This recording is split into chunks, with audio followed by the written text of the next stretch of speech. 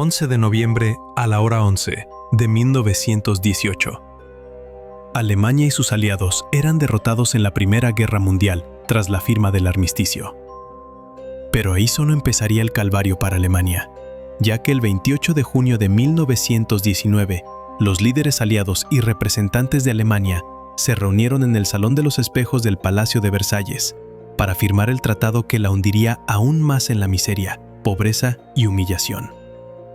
Un tratado que la obligó a ceder territorios, a desarmarse y a cargar con una deuda astronómica, y con la culpa exclusiva de la guerra. Sin embargo, para 1939, esto sería solo un triste recuerdo del pasado, porque Alemania volvería a ser una potencia militar y económica, desafiando nuevamente a las potencias que la derrotaron. Pero, ¿cómo en tan solo 16 años Alemania se levantó tan rápido de una crisis que la tenía al borde del colapso total? Por eso quédate en Eco de la Historia, donde te revelaremos cómo Alemania se levantó tan rápido de la crisis tras la Primera Guerra Mundial y cómo el Tratado de Versalles se convirtió en el gran detonante de la Segunda Guerra Mundial. Ese tratado que mencionamos, el de Versalles, no fue un simple documento diplomático. Fue una bomba de tiempo que detonaría sobre Alemania con una fuerza demoledora. Su impacto fue inmediato y devastador. Alemania, ya derrotada en los campos de batalla, fue ahora obligada a firmar su propia humillación en el mismo Salón de los Espejos, donde décadas antes se había proclamado el Imperio Alemán. Las cláusulas que rubricaron aquel día formaban un catálogo de despojo. Alemania perdió de un plumazo todas sus colonias de ultramar, aquellos territorios en África y el Pacífico que simbolizaban su estatus de potencia mundial. En Europa, tuvo que ceder territorios a Bélgica, a la recién nacida Checoslovaquia y a una Polonia que resurgía, cortando así conexiones vitales y separando a comunidades enteras. El regreso de Alsacia y Lorena a Francia no fue solo una transferencia de tierra, fue una herida abierta en el orgullo nacional. Pero el tratado iba mucho más allá de las fronteras. Atacó la misma soberanía del Estado alemán. Su ejército, otrora una maquinaria temida, fue reducido drásticamente a solo 100.000 hombres, sin tanques, sin aviación militar, sin apenas artillería. La región del Rin, el corazón industrial occidental, fue desmilitarizada y ocupada por tropas extranjeras, una presencia constante que recordaba a cada alemán su condición de vencido. Y luego llegó la sentencia económica, el artículo 231, la cláusula de culpabilidad de guerra que cargaba sobre sus espaldas la responsabilidad exclusiva del conflicto. De ella derivaba una deuda de reparaciones de 132.000 millones de marcos oro, una cifra astronómica, una suma deliberadamente diseñada para paralizar la economía alemana durante generaciones. Este no fue el epílogo de la guerra, fue el inicio de un nuevo y más amargo calvario. Ahora, imagina esta escena con todo el peso de la realidad. Eres un soldado que regresa del frente, después de años soportando el infierno de las trincheras. Lo único que anhelas es paz, encontrar normalidad, descansar en tu hogar. Pero al cruzar la frontera, te das cuenta de que no hay hogar al que volver, al menos no el que recordabas. Te encuentras con un país que se desmorona ante tus ojos. La economía, ya golpeada por la guerra, se desploma definitivamente bajo el peso de las exigencias de Versalles. El marco comienza a perder valor de forma alarmante. Una nueva república, la de Weimar, nacida de la derrota, lucha por contener un caos que la supera. Las calles se llenan de miles de soldados como tú, desmovilizados, desempleados, sintiendo que su sacrificio ha sido en vano. El hambre y la frustración son el pan de cada día. Para colmo de males, a finales de los años 20, cuando una frágil estabilidad parecía posible, llega el golpe desde el otro lado del océano. La Gran Depresión global arrasa con cualquier atisbo de recuperación. El sistema financiero se quiebra, las fábricas cierran y la hiperinflación alcanza cotas surreales, donde un simple pan puede llegar a costar literalmente tanto como un automóvil. El dinero impreso en papel no vale más que el papel mismo. La clase media ve sus ahorros evaporarse en cuestión de horas. Este fue el escenario perfecto, el caldo de cultivo ideal para el caos social y político total. El Tratado de Versalles, un documento largo, confuso y vengativo, no dejó satisfecho a nadie. no resolvió los problemas profundos que habían desencadenado la guerra, sino que los multiplicó y envenenó. Y en ese suelo abonado con humillación nacional, pobreza extrema y una desesperanza profunda, comenzaron a germinar con fuerza semillas políticas radicales. Surgieron por doquier partidos y movimientos que prometían lo imposible, que ofrecían soluciones simples a problemas complejos. Prometían levantar a Alemania de la miseria, devolverle su grandeza perdida y, sobre todo, borrar con un solo gesto la humillación de Versalles. Entre esa multitud de voces, una, pequeña pero cargada de violencia y un carisma retorcido, empezaba a alzar el volumen. Era el Partido Nacional Socialista Obrero Alemán. Pero esta es solo la primera página de nuestra historia. La gran pregunta, la que trajimos desde el principio, sigue flotando en el aire, más intrigante que nunca. ¿Cómo diablos se pasa de este abismo absoluto, de esta ruina total, a desafiar y aterrorizar al mundo entero en apenas 16 años? Si el Tratado de Versalles fue la herida abierta, lo que llegó después fue la infección que llevó a la fiebre. Un golpe devastador proveniente del otro lado del océano terminaría de derrumbar cualquier esperanza de estabilidad.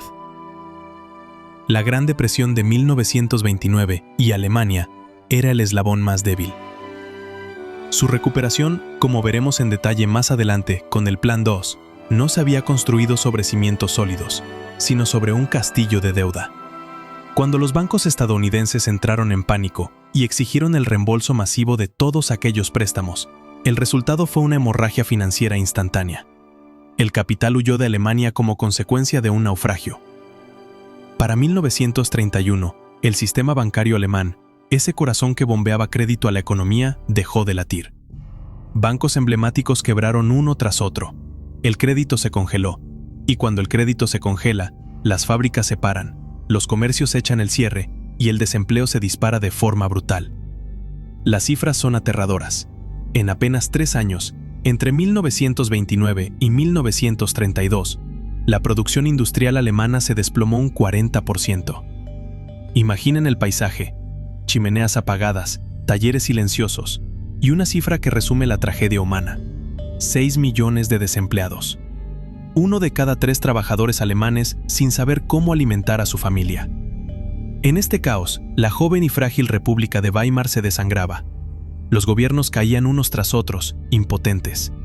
En este vacío de poder, surgió una figura que aplicaría la medicina equivocada: el canciller Heinrich Brüning. Entre 1930 y 1932, Brüning decretó una austeridad brutal. Recortó salarios, eliminó subsidios al desempleo, apretó aún más el cinturón de un pueblo que ya se moría de hambre. Su objetivo era técnico: equilibrar el presupuesto nacional. Su resultado fue socialmente dinamita. Profundizó la recesión hasta límites insoportables y multiplicó el descontento hasta convertirlo en rabia pura. Y en el caldo de cultivo de la rabia y la desesperación, solo pueden crecer soluciones extremas. La democracia moderada se ahogaba. Por un lado, el Partido Comunista Alemán crecía entre una clase obrera que ya no tenía nada que perder. Pero el gran beneficiario, el que supo canalizar toda esta humillación, este miedo y esta ira con un mensaje simple y letal, fue el Partido Nacional Socialista. Su mensaje era un martillo: abajo el Tratado de Versalles, fuera los capitalistas extranjeros que nos estrangulan, traición de los políticos de Weimar. Hablaban de puñaladas por la espalda y de enemigos internos. Y a una población hambrienta, humillada y asustada, ese mensaje no le sonó extremista. Le sonó a verdad. Le sonó a la única salida. El resultado fue un terremoto electoral. En las elecciones de 1930, los nazis pasaron de ser una fuerza marginal con 12 escaños a una potencia parlamentaria con 107. Y en 1932 alcanzaron su cima: 230 escaños. Eran la primera fuerza política en Alemania. Las calles ya eran suyas. El Reichstag empezaba a hacerlo. Pero esto plantea la pregunta más crucial de todas. Ganar elecciones es una cosa. ¿Cómo se pasa de tener escaños en el Parlamento a tener tanques, aviones y un ejército listo para la guerra mundial en cuestión de años? ¿Dónde se consigue el dinero, el acero, la tecnología? La respuesta no estaba en los discursos, sino en una transformación económica que ya estaba en marcha. Así que los nazis tenían el poder. Pero el poder político no alimenta a 6 millones de desempleados. No enciende las fábricas apagadas. La gran pregunta, la que ha guiado este viaje desde el principio, estaba a punto de responderse. ¿Cómo diablos consiguió Hitler transformar la ruina económica en una potencia industrial en solo 6 años? La respuesta no fue un milagro de mercado.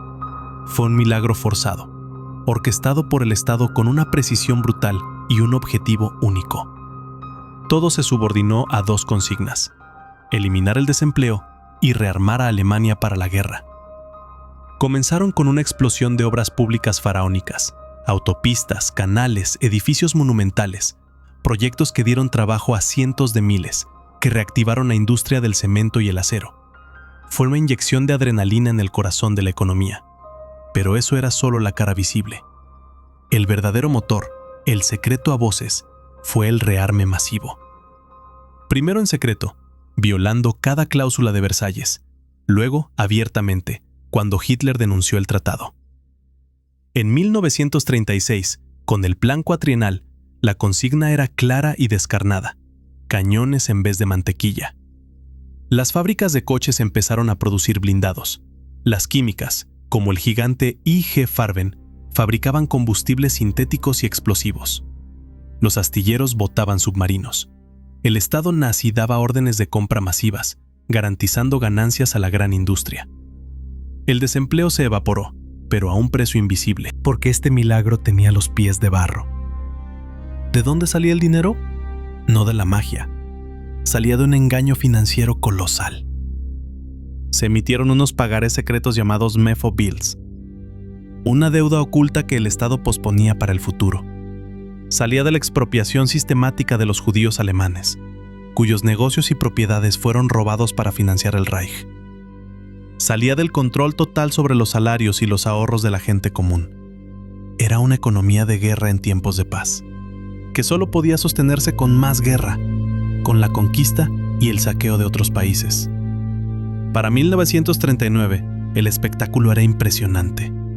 Las calles bullían, las fábricas humeaban día y noche. Alemania parecía la nación más dinámica de Europa, pero era un espejismo. Una anécdota nos resume a la perfección. Se cuenta que un alto funcionario nazi, paseando por una nueva autopista, le dijo orgulloso a un economista extranjero: «Esto es lo que hemos construido». El economista, mirando hacia abajo, respondió con frialdad: «Sí, y también veo lo que no han construido. No veo un solo coche. ¿A dónde conduce esta vía, sino a la guerra?». La prosperidad era un escenario, y el telón estaba a punto de levantarse para la función más sangrienta de la historia. Entonces, ¿cómo lo hizo? ¿Cómo pasó a Alemania de la ruina total en 1919 a la cima del poder en 1939? La respuesta, como hemos visto, no es una. Son varias capas superpuestas, cada una más audaz que la anterior. Primero, estuvo la humillación perfecta. El Tratado de Versalles no solo castigó a Alemania, creó un resentimiento nacional unificado, una herida colectiva que clamaba por venganza. Fue el combustible psicológico. Luego, llegó la ingeniería financiera. La estabilización del Rentenmark y el masivo flujo de capital extranjero con el Plan 2 demostraron algo crucial. Con los trucos técnicos correctos y dinero ajeno, una economía podía resucitar espectacularmente en pocos años. Fue un andamio frágil, pero mostró el camino. Después, el colapso controlado. La Gran Depresión derrumbó ese castillo de naipes, pero su caída no fue un accidente para los nazis, fue una oportunidad. La desesperación masiva les dio el poder político, y con el poder en mano, ejecutaron la jugada maestra. Finalmente, la movilización total. Aquí está el núcleo del milagro. Los nazis no revivieron la economía de mercado, la secuestraron. Subordinaron cada recurso, cada fábrica, cada trabajador a un solo fin: construir la máquina de guerra más poderosa de Europa. No fue prosperidad, fue producción. No fue riqueza, fue rearme. Financiado con deuda fantasma, expropiación y el sudor de una nación movilizada. Gracias por ver el video